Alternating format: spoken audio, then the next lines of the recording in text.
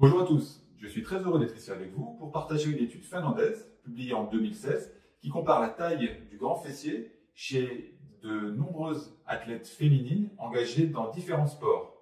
Ce n'est pas la première étude qui traite de l'importance des fessiers. Je vais vous mettre une autre vidéo que j'ai réalisée à ce sujet-là dans les suggestions qui apparaissent en haut de la vidéo. Dans cette étude, nous avons un effectif de 91 athlètes féminines répartis dans plusieurs sports. Premièrement, les sports de type athlétisme, plus précisément les sauts.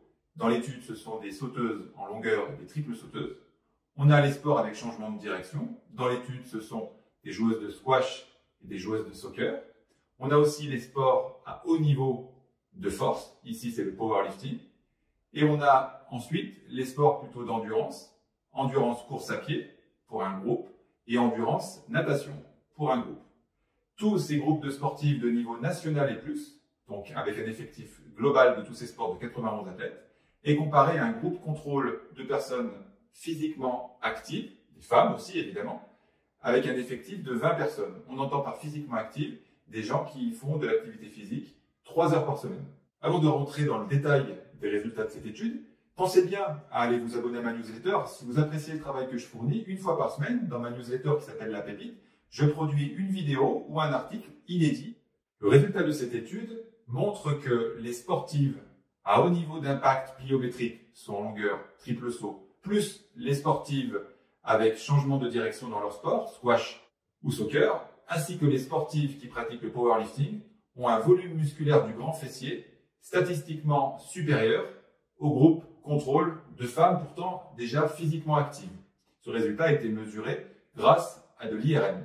L'autre résultat de cette étude est le suivant. Les sportifs qui pratiquent la course à pied en mode endurance et la natation aussi en mode endurance n'ont pas un grand fessier significativement plus gros que les sportives actives.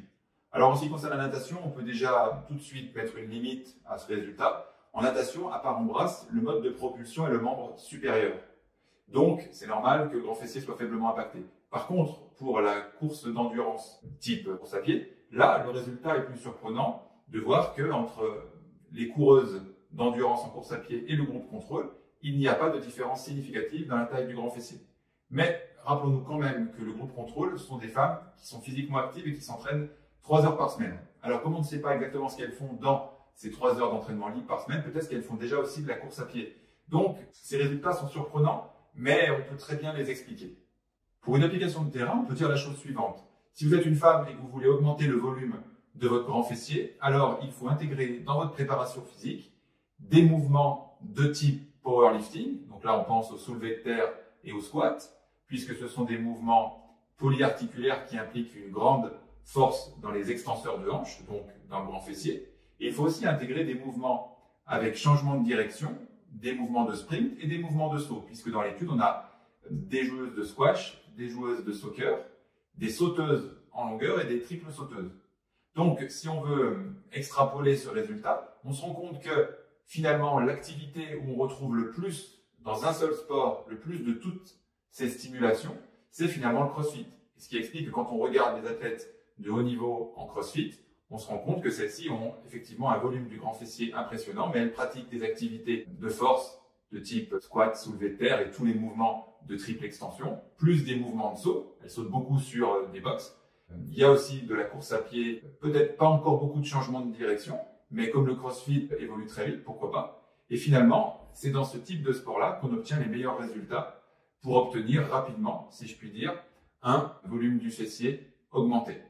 Si ce travail vous a plu et que vous voulez voir d'autres vidéos, pensez à vous abonner à ma chaîne YouTube. Au moins une fois par semaine, je partage mon expérience acquise pendant 20 ans dans la préparation physique de haut niveau. Vous, ça vous coûte rien et moi, ça m'encourage à continuer. À très bientôt.